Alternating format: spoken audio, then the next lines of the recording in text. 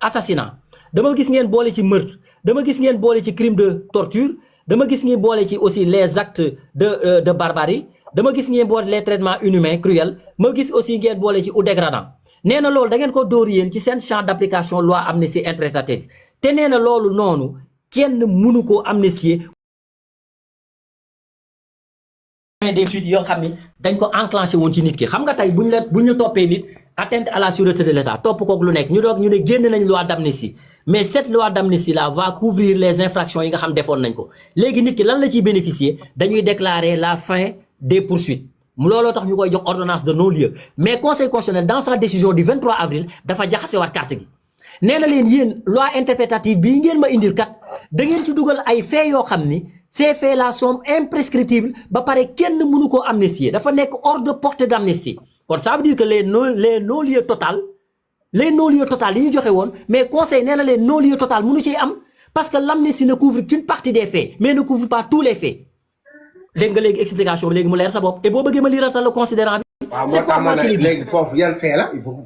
ñu expliquer yan fait la gars aussi nekk nañ juriste de waaye aussi dañu war a interpréter nag l'esprit et la lettre. d'accord xaaral ma ñëw. yan fait il faut que mu leer. waaw xaaral ma ñëw. loolu dafa vague quoi si pour man. voilà waaw xaaral rek fait yim ci génne laa lay wax parce qu'il n'a pas cité les faits qui pouvaient être poursuivis dafa am yoo xam daf ko ci écarté donc ces faits là képp koo xam ni. tu peux être poursuivi pour ces faits même boo yoroon 80 non-lieu boobu amatul parce que non c'est pas gars yi dañ leen di nax naan leen les crimes de torture xaaral ma liiral la ko barak. xaaral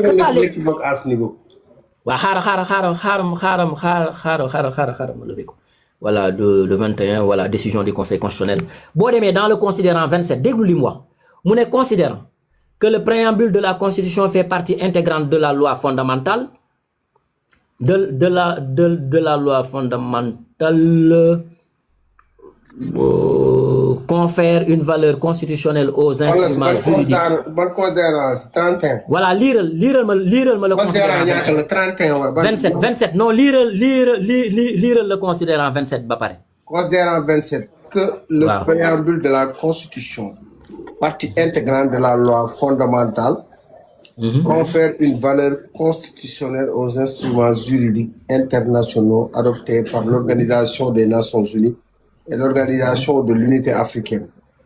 Point tiré, point virgule, que ces instruments déclarent imprescriptibles et donc non susceptibles d'amnistie les faits tenus pour criminels d'après les règles du droit international. d'accord léegi waaw léegi demal ci considérant 31 bi. ayca maa ngi 31 considérant qu'au sens de l'alinéa 2 de la loi attaquée les faits tout pour criminels. tenu pour criminel. non effectivement tenu pour criminel d'après les règles du droit international notamment l'assassinat, le meurtre, le crime de torture. Les actes de barbarie, les traitements inhumains, cruels ou dégradants sont inclus dans le champ de l'amnistie lorsqu'ils ont un lien avec l'exercice d'une liberté publique ou d'un droit démocratique, qu'en incluant ainsi dans le champ d'application de la loi portant amnistie des faits imprescriptibles au regard des engagements internationaux à valeur constitutionnelle du Sénégal. L'alinéa 2 de l'article 1er de la loi numéro 08/2025 du 2 avril 2025 viole la Constitution. jeex na taxawal foofu xam nga tey ñoom dañ la naan les crimes de sang et de torture mais fii conseil constitutionnel daf leen ne yéen mbir mi kat dama gis ngeen boole ci assassinat dama gis ngeen boole ci crime dama gis ngeen boole ci xaaral lim ci boole lan la mu ne voilà dama gis ngeen boole ci assassinat dama gis ngeen boole ci meurtre dama gis ngeen boole ci crime de torture dama gis ngeen boole ci aussi les actes de barbarie dama gis ngeen boole les traitements inhumains cruels ma gis aussi ngeen boole ci ou dégradant nee na loolu da ngeen ko dóor yéen ci seen champ d'application loi amnistie interprétative te nee na loolu noonu kenn mënu koo amnistier moo tax mu jàpp ni la loi dafa violer la constitution mais boo demee le 15 janvier ñu jox la ordonnance de non-lieu total le conseil constitutionnel génne moom le 23 avril 2025 am yum ci écarté ça veut dire que ce non-lieu ne peut plus être total non-lieu fractionné lay nekk léegi nag qu'est-ce que le juge avait visé loolu mooy problème bi parce que le juge il a visé la loi d'amnistie pour décerner des non-lieux total et le conseil constitutionnel les a dit que non-lieu total mënatul am parce que da ngeen ci boole meurtre xam nga c'est pas les engagements bokku le crime xam nga ñoom dañuy jaawale engagement yi ñuy jël à l'international mooy dëkku Sénégal nanguwuñ fi koo xam dafa def assassinat nanguwuñ koo xam ne dafa def meurtre il faut nga xam la distinction entre meurtre et assassinat tey bu dee da nga def nit guet-apens mooy comme tey ñu jote man ak yow nga woo say xale ne fii lay jaar di jëndi boulangerie bi buñ ngoonee fii lay jaar 5 heures léegi nañ ko def benn traquenard def ko guet-apens jàpp ko ngeen rey ma ci mais kooku génn ci champ de meurtre kooku day dem ci assassinat mooy tey nit di manifester voilà d'accord voilà nit di manifester wala alkaati di manifester wala alkaati ñëw di def liggéeyam ngeen isolé ko traqué ko fexe ba xëcc ko ci benn kii mu daw dugg foofu ndakate yéen fa groupe xaar ko de mais loolu am na si mënu ko couvrir c'est pas un meurtre c'est un assassinat et le conseil a été très clair dans son considérant 31 loolu non dama ne voilà moo tax ma ne la waaw moo tax ma ne la policier boo xamante ne ni ab brique lay ko dóor ab brique ñoom ñi nga am ab brique lay ko sànni waaw voilà moo tax ma ne la li si amoon dafa doy waar li si am léegi nag ay fital lay yoroon te duñu ay homme de tenue aussi amoon na moo tax ma ne la wala moo tax ma ne la boo demee ci conseil constitutionnel moo tax ma ne la boo demee nga lire bu baax a baax tant que tu ne lis pas la décision C1 2025 mooy décision bi mu njëkk a génne da ngay toog ci non-lieu yi or que le non-lieu total n'existe plus dans cette loi d'amnistie parce que le conseil a écarté des délits qui ne peuvent pas être amnistiés et dès l'instant que le non-lieu était total le non-lieu n'est plus valable mënatul valable parce que le non-lieu devrait être partiel dafa war a viser ay articles dafa war a viser ay délits yoo xam ni mais su dee dafa viser dafa total day couvrir ñëpp tous les délits lay couvrir. mais xam nga la question mais pourquoi ñu ak ñoom taarif fan la non-lieu bi lan lay jariñ ak pourquoi ñoom ñu am non-lieu. waa xam nga non-lieu boo ko déggee dans un dossier judiciaire yow keneen daf koy am keneen di ko am léegi non-lieu yi moo wax la lu tax juge bi joxe les ordonnances de non-lieu parce que il était dans l'obligation de décerner ces ordonnances de non-lieu parce que moom loi daf ko couvrir. mais booy doon manifester ñeneen ñi am nekk mooy yi nekkoon ci prison. ñoom ñëpp booy bi Ousmane Sonko génnee bosam booy yëpp dem nañ ci juge du premier cabinet mu jox leen ñoom ñëpp am nañ. mais 2000 lay wax de 2000 yëpp am nañ. non dama ne la am nañu xam nga duma leen ne ndax 2000 yëpp am nañu mais dama ne la majeure partie dem nañu jëli mandat de non-lieu boo gisee léegi juge bi la première des choses à faire bu ñu voter loi d'amnistie. kon kay yaay doon wax lan moo tax gars yi kon mais lan moo war a non-lieu loi d'amnistie moo war a ñeneen ut non-lieu. waaw déglu xam nga boo gisee sa non-lieu bu la ko juge bi di jox dafay bind pour loi d'amnistie dafay encadrer day def non-lieu. ba pare def na dara xewul woon. voilà. léegi déglul ma wax la déglul ma expliquer la ordonnance de non-lieu wala mandat de non-lieu dafay am fait yoo xam la loi d'amnistie daf koy couvrir et li muy expliquer mooy juridiquement loi d'amnistie dafay éteindre l'action publique kon juge bi foofu nekk fi mu nekk nii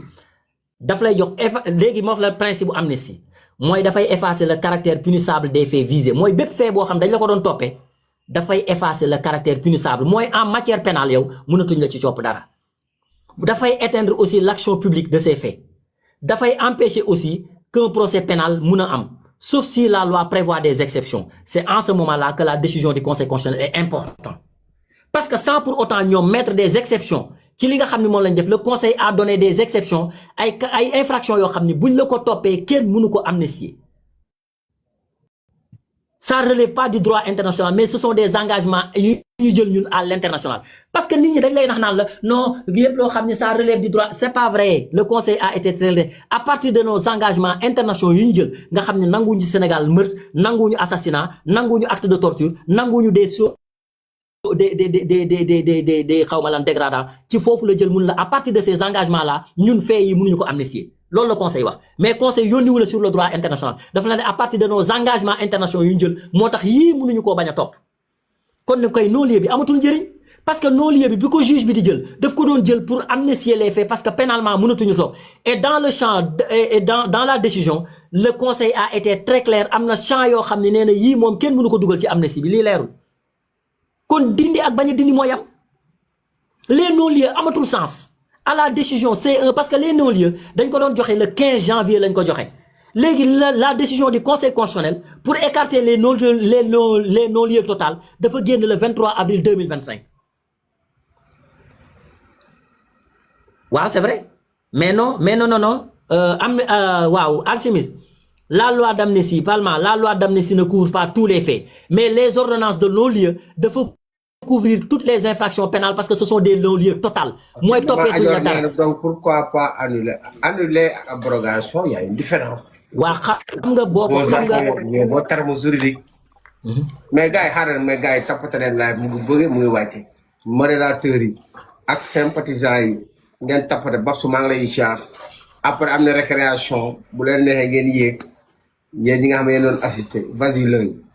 xam nga tey boo gisee juge bi bu yoree instruction ñu ne fee am na amnistie nañ ko moom li muy njëkk a constaté mooy day joxe ordonnance de non-lieu loolu li muy bañ parce que légalement nit ñooñu mënatu leen topp yow dans benn juridiction de jugement au Sénégal mënu leen ci topp mënoo leen ci woon a topp te tey bu la loi interprétative amul woon du ñu xam ni yenn assassinats yi ak yooyu bokku ci parce que amnistie bi dafa ne tous les faits la amnistie tous les faits demal nga lire la loi d'amnistie c'est le conseil constitutionnel qui a écarté ces délits moo tax non-lieu yi amatul sens demal nga lire la loi d'amnistie de Macky Sall bu dee am nga ko tous les faits relevant des événements de 2021 à 24 ont été amnistiés de droit tous les faits la wax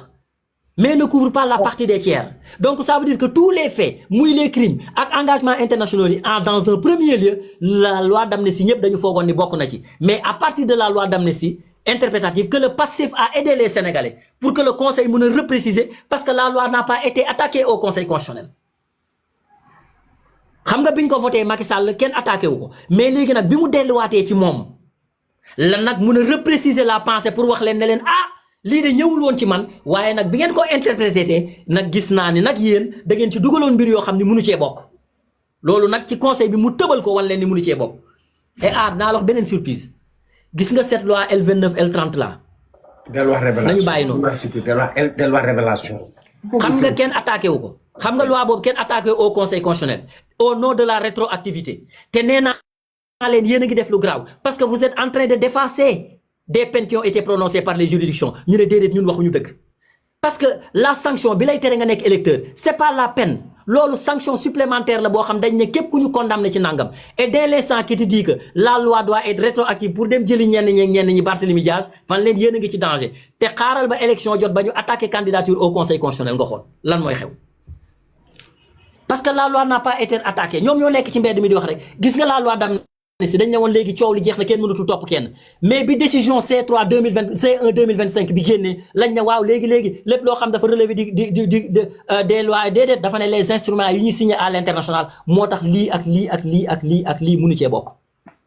moo tax nañu waaj de dinañ tëju assemblée ndax nit ñi mais gis nga heure bu ci conseil constitutionnel jotee nga dégg ñu la dañ maa contre parce que waruñu woon def lii parce que mënuloo effacer ay peine l'Assemblée nationale loi d'amnistie la mun a def mais Assemblée nationale mënul effacer ay peine ni nit ki yow mi nga xam ne lii tere woon na leen candidat comme ni ñu waxoon ne day yóbbaale Barthélémy Diaz bu dee loolu yóbbu Bart na waaj parce que bu yeggee ci conseil rek mu àttewaat parce que loi bi attaqué wuñ ko moo tax ñu promulgué ko loi d'amnistie bi tam lii moo indi problème bi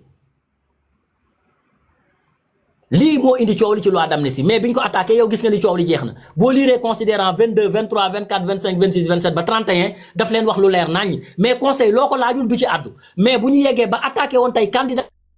Barth comme ni ñu ko waxee ne daf koy yóbbuwaale ñu xool ne effectivement mënut a rétroactive à conseil daf ko naan yéen kat au nom nag nangam des peines qui ont été prononcées par les juridictions yéen mënu leen ko effacer et en revenant arrière si vous êtes en train d'effacer des peines et je pense que juriste wax na leen ko Assemblée nationale ñu ne déclaration politique la xaaral ba ñu yegg conseil constitutionnel aar. li ma leen laaj nii nag xam naa da ngeen aar moom